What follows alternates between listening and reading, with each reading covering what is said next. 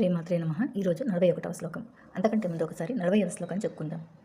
నేహాభిక్రమనాశోస్తి ప్రత్యవాయో న విద్యతే స్వల్పమప్యస్య ధర్మస్య త్రాయతే మహతో భయాత్.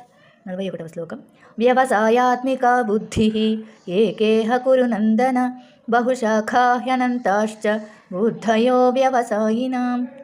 వ్యవసాయాత్మిక దృఢమైన బుద్ధి ఏకేహ ఒకటి ఈ పథంలో కురునందన కురువంశీయుడ బహుశాఖ అనేక శాఖలుగా హ్యనంతాశ్చ నిజంగా అంతులేని మరియు బుద్ధయో బుద్ధి వ్యవసాయినాం దృఢ సంకల్పం.